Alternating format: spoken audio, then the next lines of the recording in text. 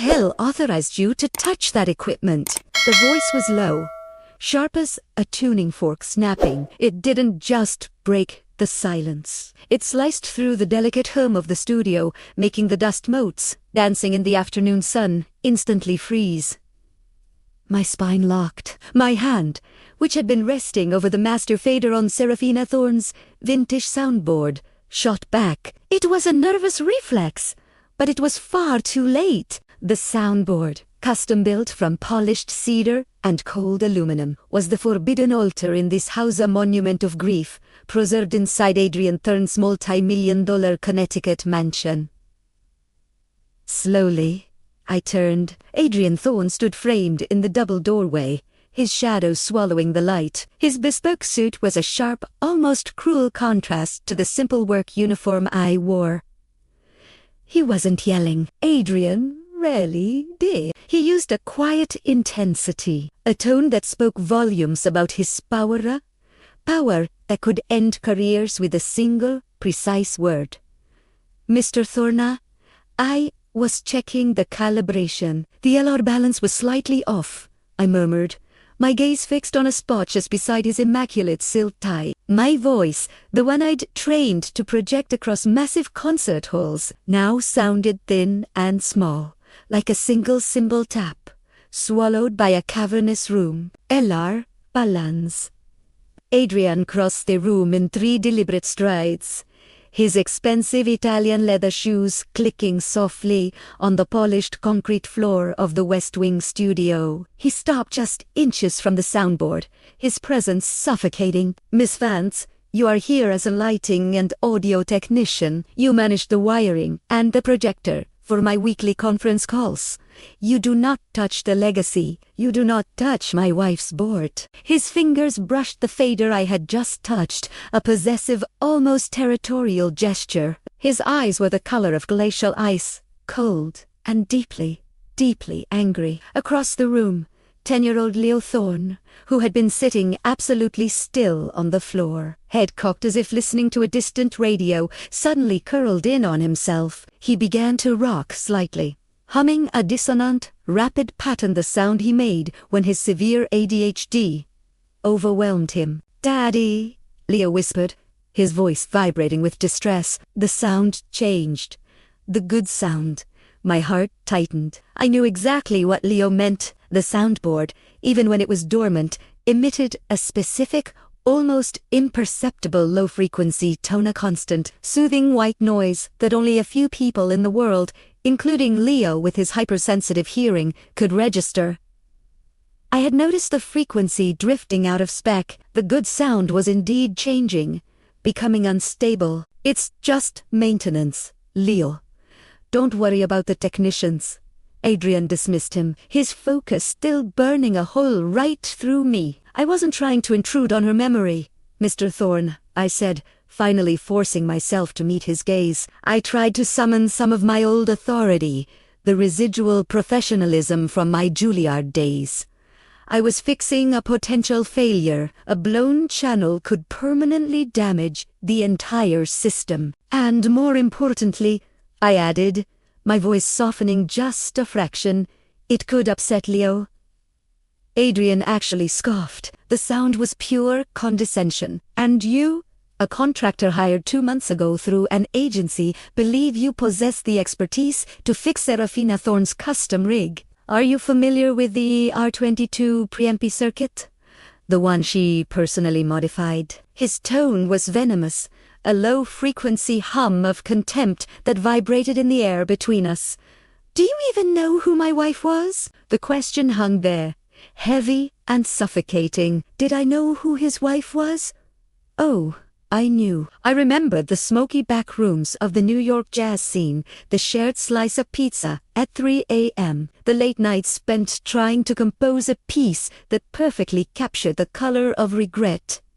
I remembered Seraphina Thorne, but back then, she was just Seraphina Bell, my closest friend, my musical confidant. "I know she was a genius," I replied, choosing my words with surgical precision. "Show, don't tell." I couldn't reveal the truth. Not yet.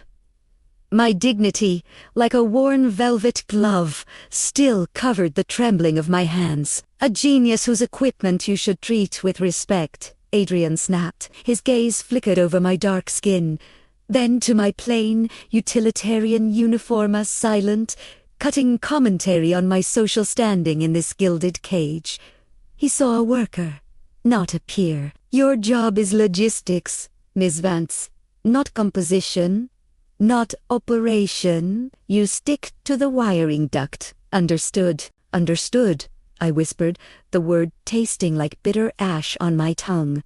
The irony was a physical ache. Me, Elara Vance, the former prodigy, being chastised for touching an instrument by a man who could untell a major chord from a minor one. The same man whose massive estate was currently paying for my brother's experimental medical treatments. The burden of guilt and necessity was a heavy cloak I couldn't seem to shed. I turned to leave. My shoulders slumped in defeat, but a small hand suddenly reached out and found the bottom of my pant leg. You have a good sound, Leo said, his voice quiet but intense, pulling all the focus in the room to him. It's slow and blue, like rain when no one is watching. The other sounds, they're all sharp. Adrian flinched, not at Leo's words, but at the physical contact. He detested unauthorized touch, especially near his son. It was another one of his rigid rules. Leo, let go of the technician, Adrian ordered, his voice strained, a crack in his icy composure. Leo didn't move. He just tilted his head, his focus entirely on me, as if he was seeing something no one else could. Are you the one who fixed the rhythm in the West Hall lights? The old rhythm made me hurt. My breath hitched in my throat. Only a musician, someone who understood rhythm and flow, would have noticed the subtle, stuttering cadence in the automated lighting system and corrected it. I had done it late one night. A small act of kindness, a tiny piece of order in the chaos, something I thought no one would ever notice. But Leah, the boy who processed the entire world through sound and rhythm, had noticed everything. Adrian's intense glare shifted from suspicion to something deeper, something far more unsettling. Recognition, or maybe even fear. He was starting to connect the dots. The highly skilled audio correction on equipment no one was allowed to touch. The intimate, unspoken familiarity with and now the immediate, inexplicable connection with his son. The pieces were falling into place, and he didn't like the picture they were forming. Leave the room, Miss Vance, Adrian commanded, his voice returning to that low, dangerous register, the one that promised consequences. And do not touch anything in this studio again. I will have Teresa escort you back to the staff wing. I nodded once, my jaw tight. I gently dislodged Leo's hand, the small, warm pressure lingering on my skin like a phantom touch. As I walked away, I could have sworn the soundboard hummed with a new, subtle, defiant frequencia sound that Adrian would never hear, but one that both Leo and I felt deep in our bones. The legacy was calling out, and I had no choice but to listen. The mansion moved to its own rhythm, a slow, oppressive beat. I tried to stick to the rules, to Adrian Thorne's strict orders. Just do my job, check the bulbs, run diagnostics, and stay away from the West Wing studio. But the problem wasn't the house, it was the boy, Leo. His world was a constant, overwhelming flood of sound. The drone of the fridge, the whisper of silk curtains, the drip of a faucet miles away was all an assault. He'd have these episodes, curling up, hands clamped over his ears, rocking until his face was slick with sweat. About a week after I'd accidentally stumbled upon the mansion's height, the housekeeper, Teresa, caught me in the hall. Her eyes were filled with worry. He's having a bad morning, she whispered. Mr. Thorne is on a video call, pretending not to hear it. It's the HVAC system. It's driving the poor child mad. My contract was crystal clear. No interaction with the family. But I could feel the distress coming from the study, a physical weight in the air. I didn't need to hear the frequency. I could see it. A slight tremor, vibrated through a glass vase on a nearby table. That was all I needed. "Teresa?" I asked, my voice low. "Where's the access panel for the West Wing HVAC?" A few minutes later, I was crouched behind a heavy velvet curtain, screwdriver in hand. Dust settled on my uniform as my fingers, nimble from years of playing guitar, worked quickly. I wasn't touching the soundboard this time. I was adjusting the main metal damper inside the vent, just a few degrees. I wasn't changing the volume. I was changing the texture of the sound, the very air Leo was breathing. My heart hammered against my ribs, not from fear of being caught, but from the thrill of playing a forbidden instrument, the house itself. I slipped back out from behind the curtain just as the aggressive, throbbing hum in the air smoothed out. It didn't disappear, but its sharp edges were gone, tuned into a steady, predictable note. From down the hall, I heard a small but significant change. The rocking had stopped. Then, a child's hesitant voice. "Daddy, the sound is round now." It stopped biting me. I froze. In the doorway of the study stood Adrian Thorne, phone still pressed to his ear, but his gaze was fixed, not on the phone, but directly on the drapery I'd just emerged from. His eyes narrowed, trying to see through the fabric, trying to understand. He ended his call abruptly and walked towards me. "Leo is calmer," he stated. His tone was flat, impossible to read. "He says, the noise. Change? I had to think fast. I ran an airflow diagnostic. I lied, forcing myself to meet his intense gaze. The filters needed swapping. They were rattling the ductwork. Standard procedure. He studied me for a long moment, looking past my uniform, trying to connect the dots between a simple contractor and the profound relief in his son's voice. He mentioned a round sound. Adrian said slowly, "Are you familiar with psychoacoustics, Miss Vance?" This was Italiano, the moment of truth. Psychoacoustics. I knew the term intimately. My late best friend, Seraphina Dren's wife, had taught me what a round sound was. A pure, sine wave. A sound that nurtures, not attacks. "I took a few online courses in audio engineering," I replied vaguely. "I understand how resonance can affect focus."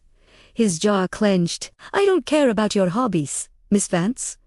I care that Leo is functional. If this intervention is successful, you will continue with your diagnostics during ours. He is struggling."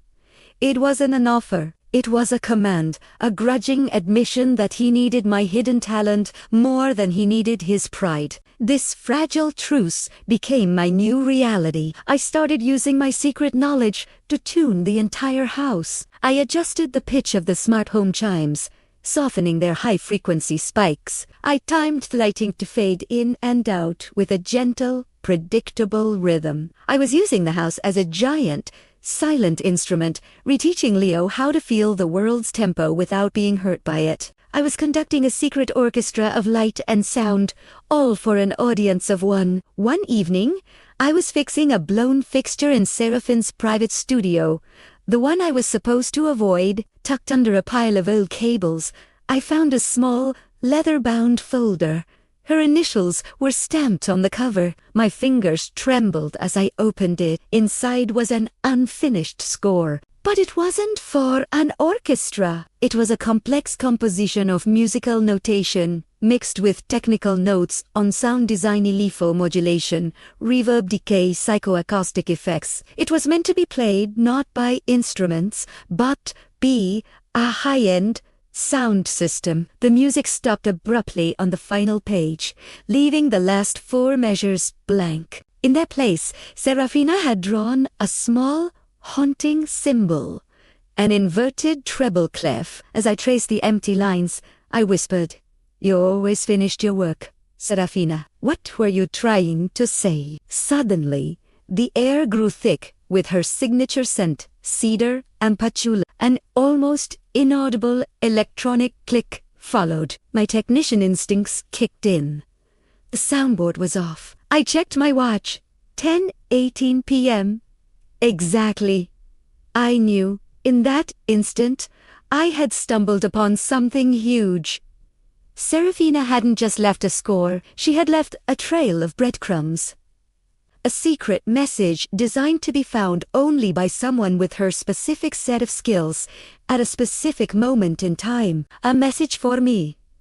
I slipped the score into my bag. I had come to this house for a job, to fix lights and wires. But now, a different purpose was pulling me in deeper. I was no longer just a technician maintaining a house. I was a detective trying to solve a riddle left by a ghost. And Adrian Thorne, lost in his own grief, was just beginning to realize that the person he hired to fix his lights might be the only one who could truly see his son and uncover the secrets his wife left behind. The house, once a fortress of chaotic silence, began to yield to Elara Vance's quiet expertise. Leo, my son, was getting better.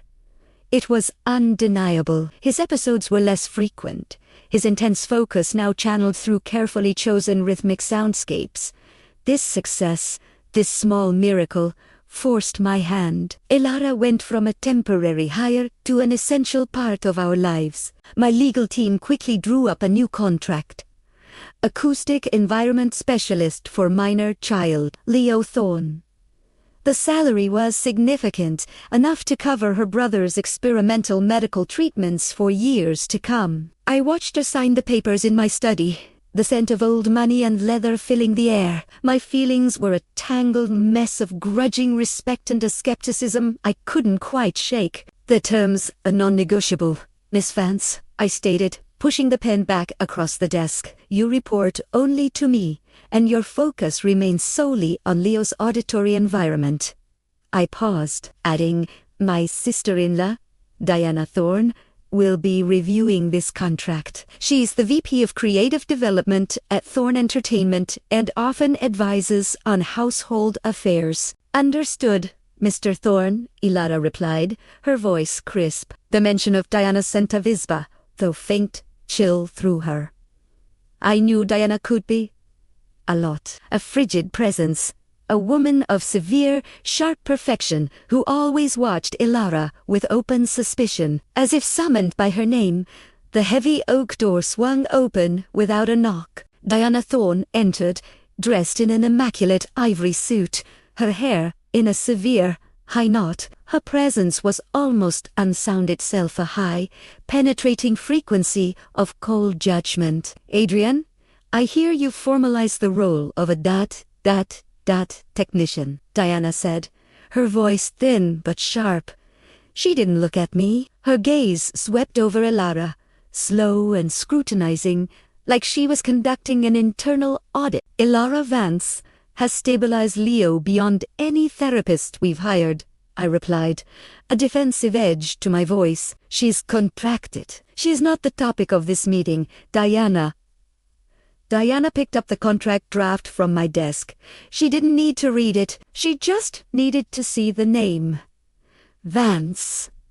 Vance. The name rings a bell, Diana drawled, a smile that never reached her eyes. So many people claim acquaintance with so many people try to use the Thorne name as a stepping stone. Elara looked like she wanted to speak, to defend herself, but Diana cut her off. You know nothing of this family's sacrifices. You don't know what Seraphina gave up for that soundboard. For Adrian, you are just a transient worker. Miss Vance, stay within your lane. Elara just nodded, but I could see the sting of the words.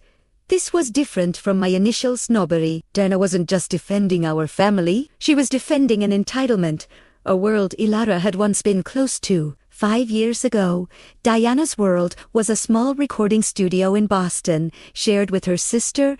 The air smelt of aged Merlot and oak. Seraphina was lost in thought at an electric piano, while Diana stood nearby, holding sheet music. This is the ending I wrote for Adrian's new film project, Diana said, her voice buzzing with excitement. It uses a sustained diminished seventh chord. Very dramatic. Seraphina smiled gently. It's great, but, it's safe. This film is about ordered chaos. It needs an unpredictable modulation. She suggested a jarring, unexpected series of chords that resolved into a smooth, melancholy jazz line. The effect was startlingly good. Diana listened, a mix of recognition and raw pain on her face. She rewrote the score, but she knew the truth. Seraphina always found the key. Diana couldn't see. Seraphina was always the one I truly listened to. Months later, Seraphina and I were married. Diana got the VP title, but Seraphina got the soundboard.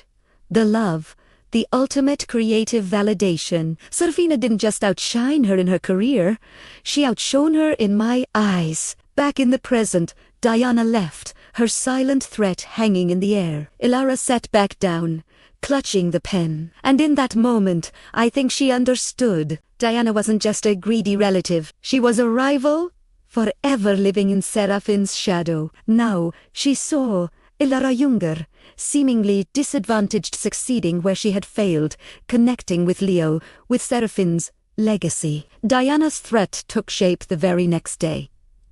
A black sedan lingered near the estate. A man with a long-lens camera photographed Elara as she guided Leo with a new rhythmic sampler. Then, a small article appeared on a niche society blog. Is widowed CEO Adrian Thorne jeopardizing his son with a disgraced sound therapist? Sources claim the woman is a failed jazz musician engaged in shady dealings. The words hit Elara like a physical blow. They weren't just attacking her. They were attacking Leo's progress, my credibility as a father. I summoned her to my office that evening. Did you leak this article, Miss Vance? I never speak to the press, Mr. Thorne. I've been anonymous for 3 years, she said, taking a deep breath to steady her voice. But they were right about one thing. I was a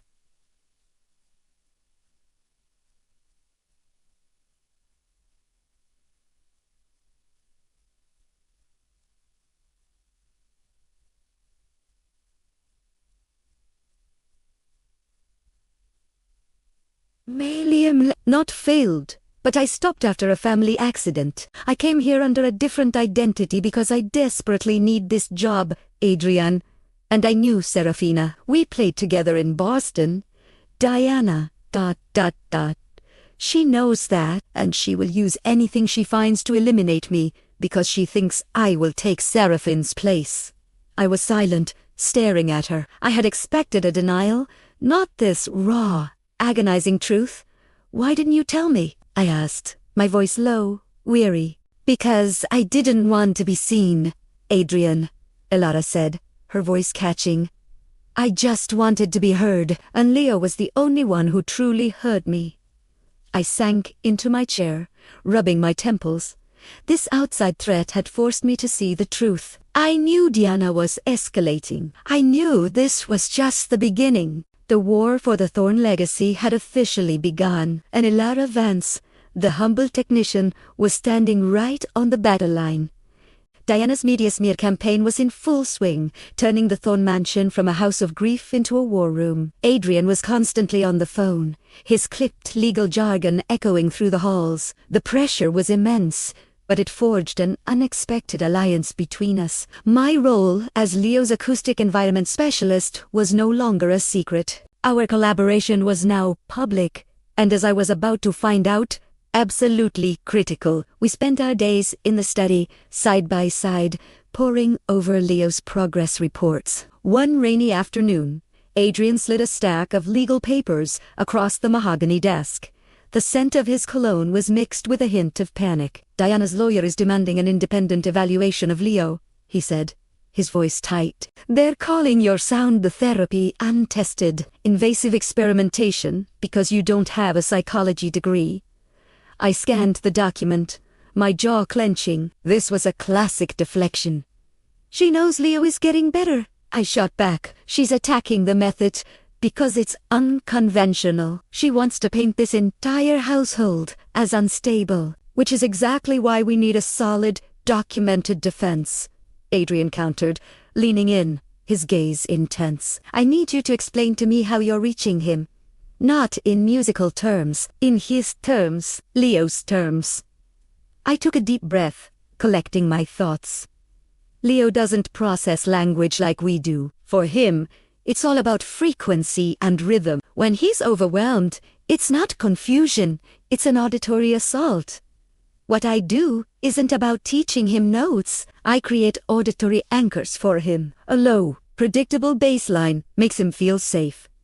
A steady, syncopated click track helps him focus. We're literally using sound to map and navigate his emotional world. Adrian listened without interruption, a rare moment of humility from him. When I finished, his eyes drifted to the soundboard monitor, which displayed a complex, calming waveform I had designed for Leo's naps. "Seraphina used to say that," he murmured, his voice cracking just slightly.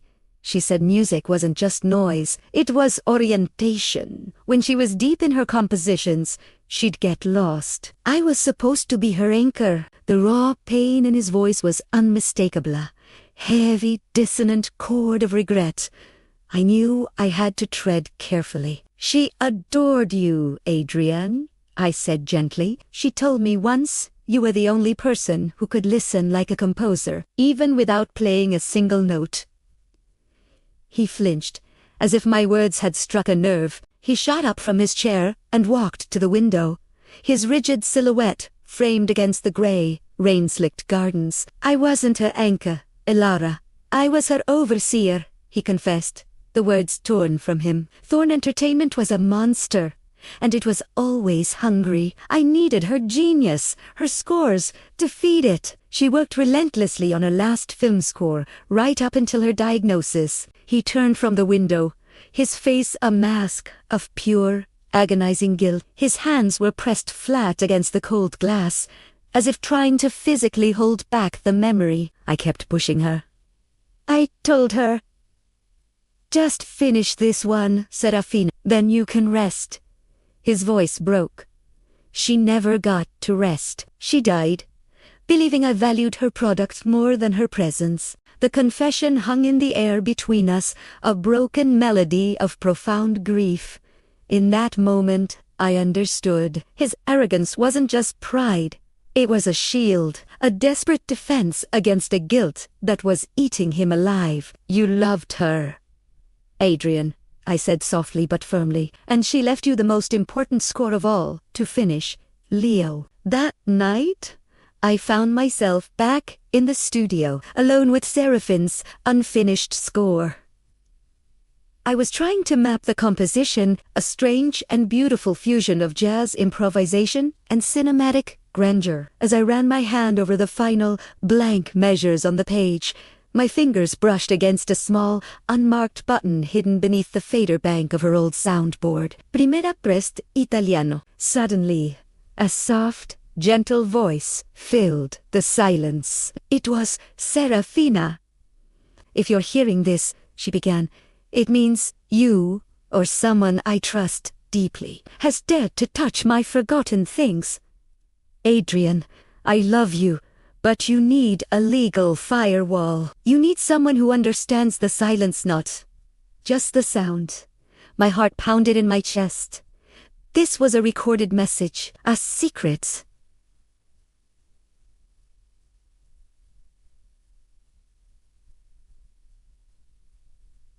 "A secret," her voice continued. "Tell my lawyer, Mr. Stern. Not the corporate one, the old family one. The one who plays chess. The final codicil isn't in the safe. It's in the memory of the soundboard. Listen to the bass line. Trust the rhythm, and trust Elara. Tell her to finish the final 4 bars. That's the key." The message ended with a soft hiss of static, leaving me frozen in the silence. This wasn't just a message, it was an audio-encrypted will amendment, a masterstroke that bypassed Adrian's corporate lawyers and named me directly. Seraphina had seen it all coming. She had known Adrian would be too blinded by grief and pride to protect himself. But the final piece of the puzzle was still missing. The key was hidden in the final 4 bars of her score. The danger of my situation crashed down on me. This was bigger than Diana and her lawyers. I was up against Adrian's own blind spots and the intricate cryptography of a musical genius. My fingers trembled as I quickly disconnected the flash drive containing the recording. The broken melody finally had an answer, and I, Elara Vance, was the only one left who could play it. The quiet halls of the Thorne mansion, once filled only with silent grief, suddenly erupted. The battle for Leo wasn't fought in a hushed courtroom. It was a full-scale media war, and Diana Thorne had just fired the first shot. As VP of Creative Development at Thorne Entertainment, she weaponized the company's own PR machine. The headlines were brutal. Thorne family custody battle. Widowed CEO Adrian Thorne accused of endangering son with unlicensed guru in cult-like sound therapy. Diana's narrative was a masterpiece of malice. She painted a picture of Adrian as a broken man, a grieving father incapable of making sound decisions. And me, I was cast as the villain, the deceitful opportunist. She dug into my past in the jazz scene, highlighted my brother's medical bills to suggest I was desperate for money, and twisted the beautiful bespoke sound therapy Seraphina had envisioned into an untested, potentially damaging experiment on a vulnerable child. Adrian was a storm contained within the 4 walls of his study, pacing back and forth like a caged tiger. "She's using the company's resources against me," he roared, his voice raw with fury. "She's fabricating this entire narrative. She's attacking your background to declare this an unfit home." But I stood my ground. The memory of Seraphina's voice on that recording, the weight of her unfinished score, gave me a strange, cold calm. "She's not really after me, Adrian," I said, my voice steady. "I'm just the scandal she needs. What she's truly after is Leo's trust fund, the controlling interest in your company. I'm just the convenient excuse." The court didn't wait. An immediate in-home psychological assessment was mandated. 2 days later, Dr. Helena Choi arrived. She was a family court specialist, her expression as sterile and focused as a surgeon's scalpel. We knew this was it. We had to be a united front.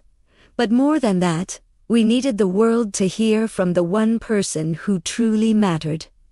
Leo. The assessment was grueling, an agonizing invasion of our most private moments.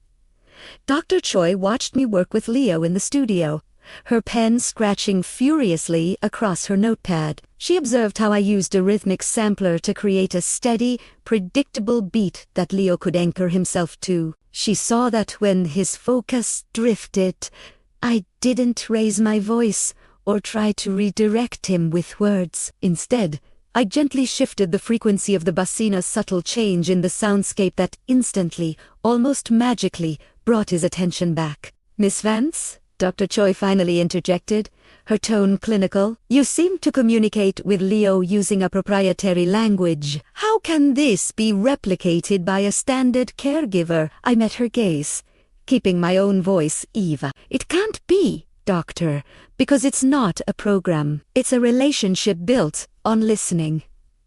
Leo hears the world differently. He hears too much. All we do is give him an acoustic anchor to hold on to. When he's agitated, his internal sound is sharp and erratic. So, we introduce a round sound lick, a pure sine wave that helps cut through the chaos and gives him peace. It's personalized therapy. It's exactly what Seraphina, his mother, always believed in.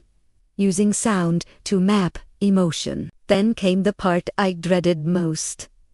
Dr. Choi asked to interview Leo alone. As I waited outside the studio door, the pressure was suffocating. I clenched my hands so tightly my nails dug into my palms, leaving little crescent moons in my skin. I could hear Dr. Choi's calm, professional voice through the thick wood. "Leo," she asked gently, "your Aunt Diana says you are scared here.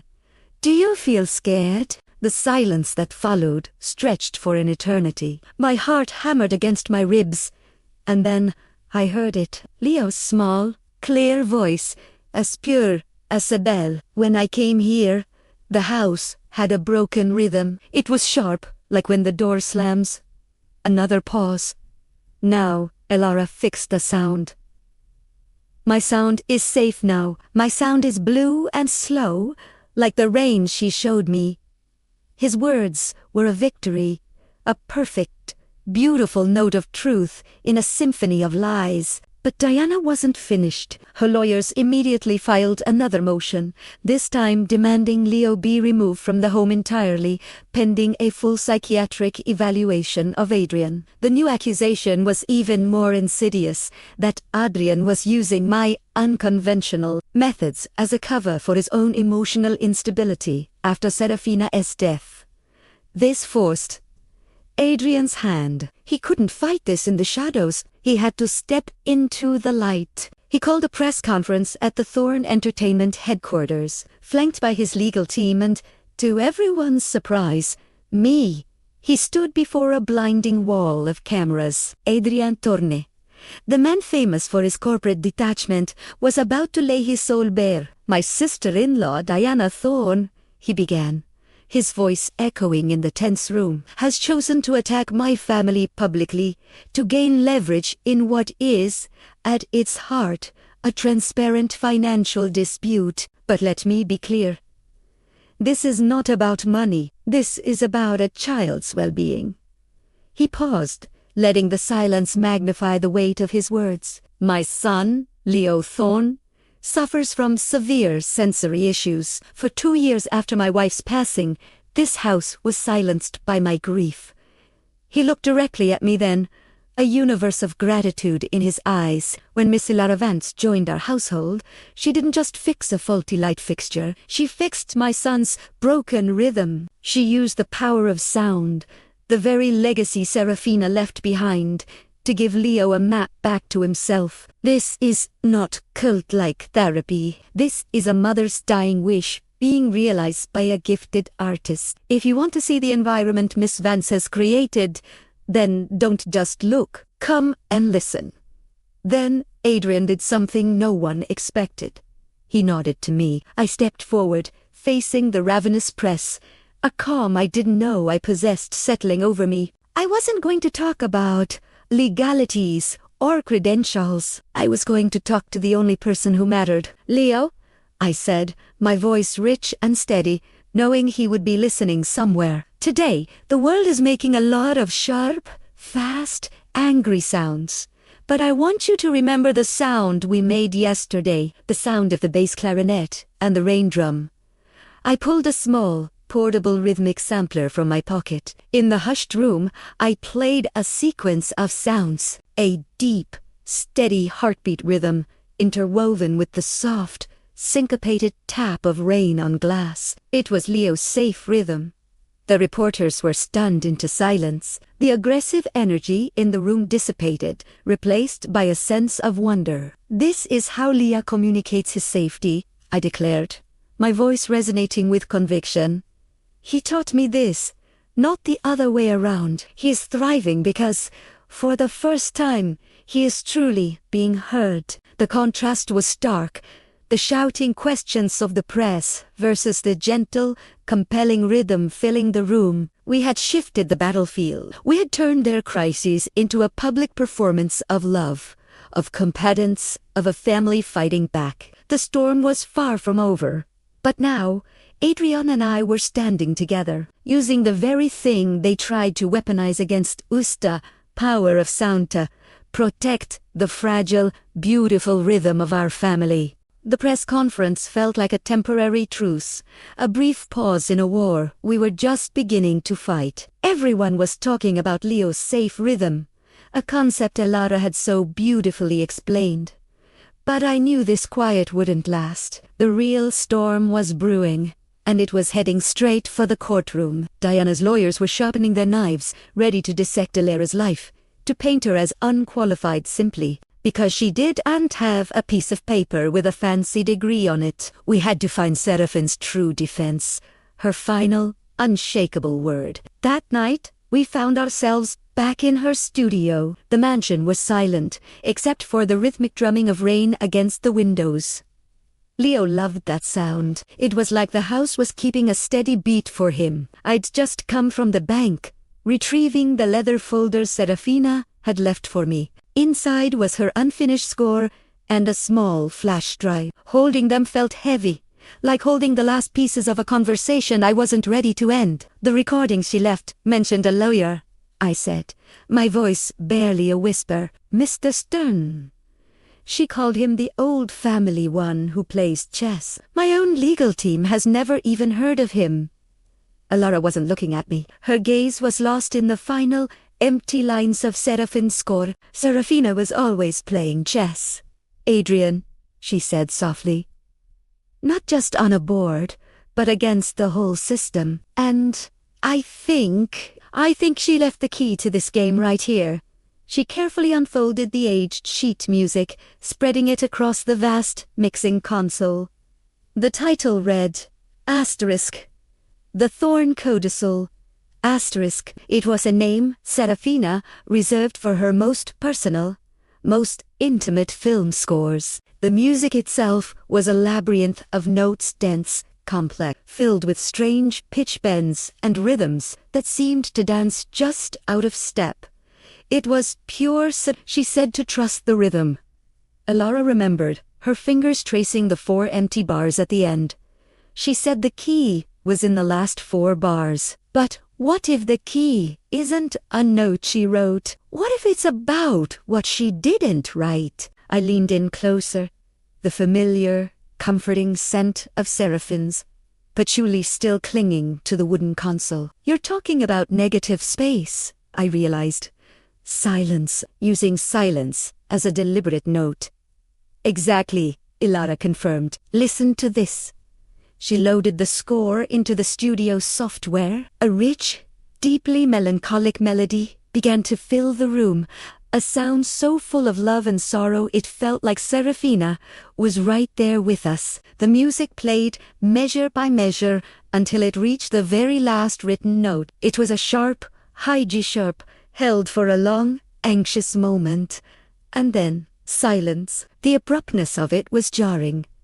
That G sharp, it's aggressive, unresolved, Elara analyzed, her mind flashing back to a composition class they'd shared years ago. Seraphina never leaves a G sharp hanging like that. It's a rule of harmony. It's supposed to resolve, to transition to a warm, low C major chord, the tonic chord. It's the musical equivalent of coming home. A jolt went through me. "Closure," I breathed. "The music is incomplete. Because her will is incomplete. She's telling us what the final chord is supposed to be." Elara's eyes suddenly went wide with a brilliant, stunning realization. "No," she said, her voice filled with a new energy. "She's not just telling us what the final chord is. She's telling us asterisk where asterisk it is." She snatched the score, flipping it over, and there, on the back of the final page, almost invisible against the bleed-through of ink from the other side, was a faint pencil inscription. It read, C Maj, Frec 128 Hz, stand be the C major chord, frequency 128 Hz. Elara translated, her voice breathless with excitement. "That's the precise frequency of the low C note on an orchestral cello. And stand be, Adrian, that's where she kept her backup cello when she was composing." My disbelief was melting away, replaced by pure, unadulterated awe. She encoded the location of a legal document. I marveled, using music theory. We practically sprinted to the storage room, a place rarely visited, filled with the ghosts of past performances. And there it was, a heavy cello case with a simple label. Stand B, of course, it was locked. "The key," I muttered, frustration starting to bubble up. Where in the world is the key? But Elara wasn't listening. She was already running her hands over the case, her ears tuned to a different frequency. "Listen, Adrian. Tap here. It sounds hollow, but here." She pointed to a small wooden peg on the back of the scroll, part of the tuning mechanism. With trembling fingers, I carefully unscrewed the peg. Tucked inside a small, felt-lined cavity was a tiny, ornate silver key. It fit the lock perfectly. With a quiet click, The case opened. Inside, resting against the plush velvet, was not just the beautiful cello, but a thick, cream-colored manila envelope. It was sealed with the insignia of a law firm I'd never seen before. The label was unmistakable final codicil to be presented to Mr. Leo Thorne's appointed guardian, Mr. Adrian Thorne, upon legal challenge. My hand shook as I broke the seal. Inside was a notarized letter, legally attested by the mysterious Mr. Stern. It was Seraphina's voice, clear as day, reaching out from the past. She explicitly stated that if I ever faced a custody challenge for Leo, she wished for Elara Vance, her musical and spiritual confidant, to be appointed as his primary care and emotional mentor. It was a firewall, a fortress built of love and incredible foresight, hidden not in a steel safe, but in the heart of an instrumenta. One place Diana would never think to look. I held the document, the weight of Seraphina's trust, her brilliant, loving plan, finally settling over me. She knew, I whispered, looking at Elara. She knew this would happen, and she trusted you. Completely. Elara gave me a small, determined smile, her relief mingling with a fierce new resolve. She trusted us to finish the score. Adrian, she corrected gently, and now, it's time to play the final movement. The next morning, the carousel and the flash drive landed on my lawyer's desk. The evidence was irrefutable. It was a legally sound document of intent, naming Elara, protecting Leo, securing our family. The truth of the score had finally been revealed. We now held the winning hand. The stage was set, and the final high-stakes performance was about to begin. Thank you so much for joining us on this part of the journey. The support you've shown means the world to us. The courtroom felt cold and sterile, a place where every word was picked apart under harsh, unforgiving light. Diana Thorne, immaculate and poised, looked every bit the victor. Across from her sat Adrian, looking strained beside his attorney. I was in the gallery, my heart pounding like a drum solo. The hearing quickly turned to me, to my supposed irregularity. Diana's lawyer, a sharp man named Davies, went on the attack the moment I took the stand. Miss Vance, he began, please confirm for the record that you hold no degree in child psychology, no therapeutic certification to treat a child with severe ADHD. My voice was steady when I replied, I hold degrees in sound engineering, harmony, and composition from the Juilliard School, which is to say, no medical certification, he pressed, an arrogant tilt to his chin. So, you conducted audio experiments on this child without a doctor's oversight based on a sentimental belief held by the late Mrs. Thorne. It wasn't an experiment, sir, I countered, sitting up straighter. It was listen therapy. I didn't add anything to Leo's world. I carefully removed the noise pollution. I helped him build a language of safety. He doesn't just hear words. He hears intention. I saw Diana sneer from her table. Then Davies turned his fire on Adrian, attacking his emotional state. Mr. Thorne, you admit that after your wife's death, you were crippled by grief. You made the reckless decision to entrust your son to a stranger with a financial motive. Isn't it true you were trying to replace your wife Seraphina with another woman who shared her musical background? Adrian's hands clenched under the table. What came next was his final, most powerful defense, his own deep regret. No, sir, he said, his voice ringing through the silent room. I wasn't trying to replace my wife. I was rejecting her. The confession was so sudden, it stunned everyone. He wasn't talking about love, but about guilt. I rejected Elara Vance's talent because she reminded me of my guilt. I drove Seraphina to overwork herself building my empire, and her death made me believe all music was a source of pain. I refused to see the truth. Diana was never capable of listening to Leo the way Elara was capable of listening to Seraphina's will. Adrian locked eyes with Diana, his gaze filled with accusation. Primera, wa is wrong. I didn't delegate Leo to Elara. I honored my wife's final will by admitting the truth. At that moment, Adrian's lawyer, Richard Price, stood up, holding a thick, cream-colored envelope. "Your Honor," he announced, "the plaintiff alleges Mr. Thorne has been neglectful. The defendant moves to submit the final marital codicil of Seraphina Thorne, signed and notarized one day before her passing, and stored in a private location that only someone trusted by Hera Fella could decipher." A ripple of murmurs went through the courtroom. Diana shot to her feet. "This is a fabrication. We've never seen this. It's been verified by the Thorne family's long-term counsel, Mr. Stern, who is mentioned in this audio recording." Price countered.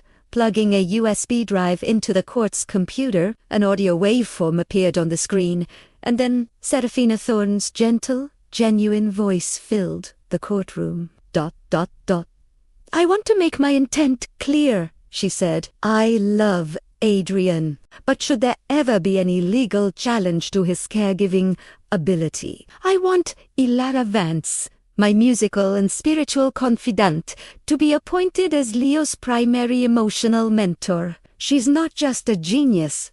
She understands the meaning of silence. She will be Leo's acoustic guide." Diana just crumpled. She couldn't deny her own sister's voice. Her motives, greed and envy, were laid bare for all to see. The judge called a recess. When he returned, the verdict was swift. The court will not issue a custody change based on the final codicil of Seraphina Thorne and the irrefutable evidence of the child's progress under Ms. Vance's guidance. The court finds the child is clearly thriving. Full guardianship is reinstated to Mr. Adrian Thorne, with Ms. Elara Vance designated as the required professional mentor. I let out a breath I hadn't realized I was holding. The relief was overwhelming.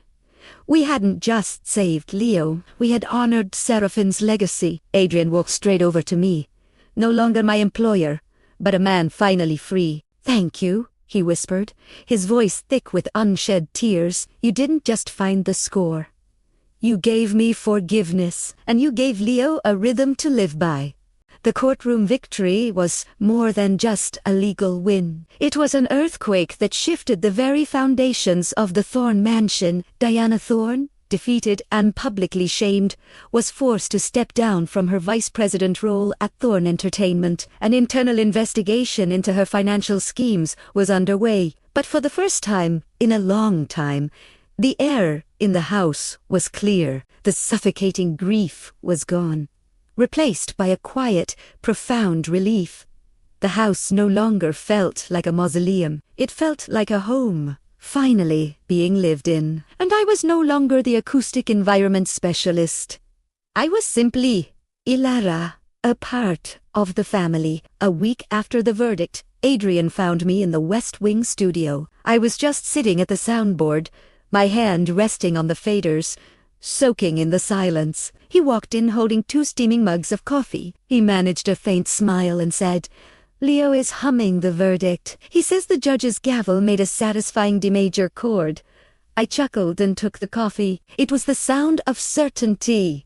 "Adrian?" Something we haven't heard in this house for years. We sat in a comfortable silence, the kind that speaks volumes about trust and understanding. "I spoke with Mr. Stern, the lawyer," Adrian finally said, setting his mug down. "He confirmed Seraphine's initial plan. She wanted to use a significant portion of her trust to start a nonprofit for children with sensory and focus disorders. She called it the Unfinished Score Foundation." My breath caught in my throat. She always wanted her music to serve a purpose beyond cinema. Adrian's voice was filled with a new kind of earnestness. "I want to finish her work, Elara. Not just the foundation, but the score. And I need you to run it. Officially, as the Director of Programs and Creative Legacy, you're the only one who can translate her genius into genuine help." I looked out the window. Leo was outside with Teresa, tapping a steady rhythm on the stone balustrade. "I don't want to be a token, Adrian," I said firmly. I want to build something real, something that ensures no other child with a different rhythm is overlooked, and no other talent is forced into the shadows. Adrian stepped closer, his eyes locked on mine. Then do it. Make it yours. Make it real. Looking at him, I didn't see the guarded billionaire anymore. I saw a relieved father. Yes, I said. I'll do it. The foundation, which we renamed the Seraphina Score Initiative, was launched immediately. I poured all my energy into it, transforming the West Wing into a state-of-the-art sensory music center, complete with braille music tools and sound isolation chambers. But there was one final piece of unfinished business. Seraphine's unfinished score. One crisp autumn afternoon, I sat at the soundboard with Leo nestled beside me. Adrian watched us from the doorway. Okay? Leo, I whispered. We found the ending note, the safe note. That's a major chord. But what about the 3 notes right before it? What did your mom want us to hear? Leo closed his eyes, concentrating hard. He tapped his fingers on the console, creating a complex, hesitant rhythm. It's soft, Elara, like remembering a joke. Then it gets sad, like when Dad plays the piano. Then home. I understood instantly. The final notes weren't about complex harmony. They were about emotion, memories, represented by a light, bright string, pitzik, grief, a sustained, melancholic bassoon, and finally, home, a rich, blending chord of brass and woodwinds. I carefully programmed the final measures, weaving Seraphine's complex orchestrations with the simple, raw truth Leo had given us. I pressed play. The music built through cinematic intensity. The chaos of Leo's mind, the fury of Adrian's grief, the quiet strength of my purpose. Then it reached the end. The music dropped to a whisper. A fleeting moment of laughter, a quiet acknowledgement of pain, and then the instruments swelled, resolving into that pure, warm C major chord, a sound of absolute certainty, of forgiveness. Leo smiled, resting his head on my shoulder. That's the full mix, he whispered. In the doorway, Adrian stood perfectly still as a single tear traced a path down his cheek. He hadn't just heard a beautiful score. He had heard Seraphine's final word, forgiveness. That evening, Adrian joined me on the porch swing as the sun painted the sky gold and rust. He placed a heavy velvet box in my lap. It's not a proposal, he said, his voice softer than I'd ever heard it. Not yet. I need to earn that right. I opened the box. Inside was a simple gold locket, shaped like a key. Engraved on the back were 3 initials. S-L-N, Seraphina, Leo, Elara. It's a promise, Adrian said, sitting beside me, that the door is open, that you are the key to this family's rhythm, that this house is your home, too. I looked from the locket to the man beside me. He was still intense. Still a CEO, but now he was listening. I already feel it, Adrian, I whispered, the cool metal warm against my palm. This house is singing again, and I'm ready to conduct. We sat there, shoulder to shoulder, listening to the quiet rhythm of the family we had built, a harmony achieved not through perfection, but through the courage to finally be heard. Have you ever felt like a part of your life's music has been left unfinished? This story is about that exact feeling. It's about Adrian Thorne, who, paralyzed by guilt, turned his home into a silent fortress, believing that locking away memories would protect his family. But then came Elara Vance. She wasn't just looking for a quiet job. She arrived to resurrect a hidden legacy. Elara shows us that true healing isn't about tuning out the painful notes of regret. It's about having the courage to listen to them. For Adrian, the journey was about self-forgiveness and realizing that a future for his son meant embracing the past, not burying it. This story teaches us that the most beautiful melodies are often composed of vulnerability and acceptance. So, if you're carrying a hidden talent or a conversation you've been avoiding, don't let fear silence it. The world is waiting to hear your unique rhythm. Thank you for watching, and don't forget to like and subscribe for more stories that resonate.